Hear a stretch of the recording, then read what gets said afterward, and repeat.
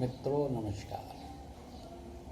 बिना खेल खेले यदि कोई व्यक्ति चाहे कि मैं खिलाड़ी बन जाऊं, बिना पढ़े बिना अध्ययन किए चाहे कि मैं डिग्री प्राप्त कर लूं, बिना तर्क वितर्क सीखे सामान्य ज्ञान के पढ़ा लिखा व्यक्ति भी चाहे मुझे नौकरी मिल जाए, और बिना लगातार अभ्यास के कोई यदि संगीत सीख ले तो समझो कि वो ऐसा तो नहीं कर पाएगा, लेकिन इनमें वो मृत माना जाएगा। सफलता पाना संभव नहीं है। यदि आपकी रुचि संगीत में है, 4 घंटे की साधना आप करते हैं, तो आप सामान्य स्तर से समाज में बैठने लायक बन जाएंगे। और यदि 4 घंटे से अधिक आप 8 घंटे और 12 घंटे अभ्यास कर लेते हैं तो आप संगीत के शिखर में पहुंच जाएंगे। कुशल बनने के लिए, अच्छा बनने के लिए, धन प्राप्ति के लिए आपको अभ्यास करना पड़ेगा, निरंतर आगे की ओर बढ़ना पड़ेगा। इस क्रम में हम आज देखेंगे संगीत ज्ञान के लिए जहाँ गायकी हो, स्वर की साधना हो, वहाँ हमको ठाठ जानना हारमोनियम में जरूरी है। हारमोनियम एक ऐसा सरल वाद्य है जिसमें स्वर नहीं मिलाना पड़ता, और जो स्वर उसमें निकलते हैं अपनी आवाज़ मिलाना पड़ता है। बीड़ा हुआ, सारंगी हुई, बेंजो हुआ, इनमें आपको गिटार हुआ, स्वर मिलाकर फिर इसके बाद आपको गाना निकालना है। लेकिन हारमोनियम धम्मन खोले, स्टॉप खोले, शुरू। तो जो स्वर बजता है, जो स्वर उसमें निकलता है, तो सबसे पहले तो सुनने की ताकत होना चाहिए। आप स्वरों को ध्यान से सुने और अपने कंठ से उन स्वर को मिलाएं। फ्रीक्वेंसी, आवृत्ति नापी जाती है। आवृत्ति 20 से कम हम लोग नहीं सुन सकते, 50-60 बहुत मोटी होती है। लगभग 150 के आसपास हम गाना शुरू करते हैं और 600-700 तक स्वर जाता है। तो सबसे पहले आज देखेंगे हम ठाठ।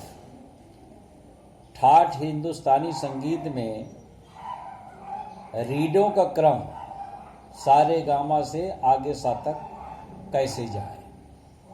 पहला जो सा होगा षड्ज कहलाता है, वो हम मध्य में लेते हैं तो तार सप्तक में पहुंचना है, मंद्र में लेते हैं तो मध्य में पहुंचना है। तो रीडों को बजाने का क्रम 10 प्रकार का है। इसमें कोई स्वर छूटता नहीं, पूरे स्वर 7 स्वर चलते हैं। अब कोमल और शुद्ध की बात अलग है। इन 7 स्वरों को मंच में नहीं बजाया जाता, कहीं आप बैठे हैं तो न बजाइए।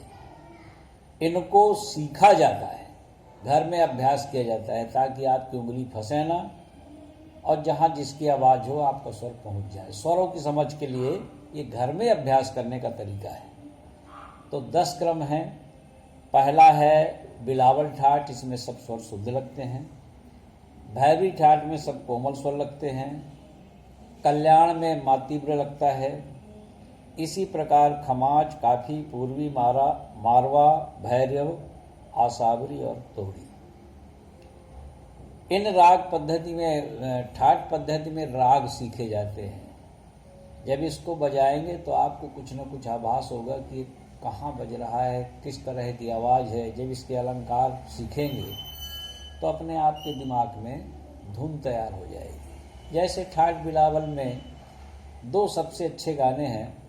एक तो है ओम जय जगदीश हरे, और दूसरा है जन गण मन अधिनायक जय। इनमें शुद्ध स्वरों का प्रयोग किया गया है। अब सब जगह बजते हैं, हम सुनते हैं, बजा लेते हैं, सब कुछ है, लेकिन यदि परखना हो तो कठिन हो जाता है। शिक्षक जो होता है पढ़ाता है, अच्छे लड़कों को निकाल देता है, लेकिन यदि इसको मंच में माइक पकड़ा दिया जाए तो उसके हाथ कांपने लगते हैं, पैर कांपने लगते हैं। जबकि स्कूल में दिन भर वो बोलता है, मैं संगीत सिखाने वाला हूँ, यदि आप मुझे मंच में कहें कि मैं बहुत अच्छा प्रस्तुत कर लूँ, संभव नहीं है। मैं स्वर का ज्ञान दे सकता हूँ, तो अब स्वर का अभ्यास आपको करना है। आप कैसे अभ्यास करेंगे, आपका समय कैसा निश्चित होगा। ये जो संगीत है 24 घंटे में अलग अलग रागें होती है, अलग अलग ठाठ होती है, तो आपको 24 घंटे में 1:30 बजे रात भी सब अभ्यास करना है, 4 बजे भोर में भी करना है, 12 बजे दोपहर में भी करना है, 8 बजे भी करना है। यदि आप 8 बजे गाना सीखे हैं और शाम 8 बजे गाएंगे तो उस तरह का गाना आप नहीं गा पाएंगे। या अचानक आपको मंच मिल जाता है 4 बजे, तो 4 बजे की ठाठ कौन सी है, राग क्या है, अपने गाने को उस पर ले जाएंगे तो आपका गाना सही हो जाएगा। तो इस तरह आप लोग जो सीखने वाले हैं उन्हें साधना करना पड़ेगा, सीखना पड़ेगा।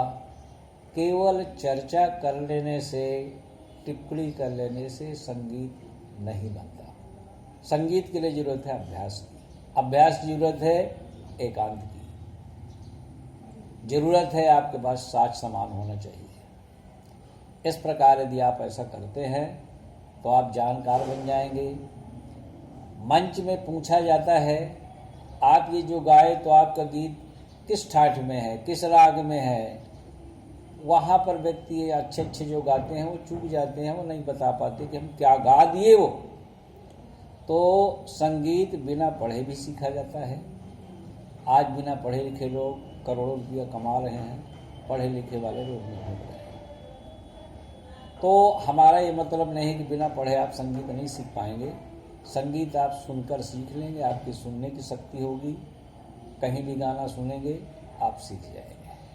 लेकिन जहाँ उसके गुण की बात है, उसके विशेषताओं की बात है, और कम समय में भी आप संगीत सीखना चाहते हैं, तो आपको क्रम से साधना करना पड़ेगा। धन्यवाद।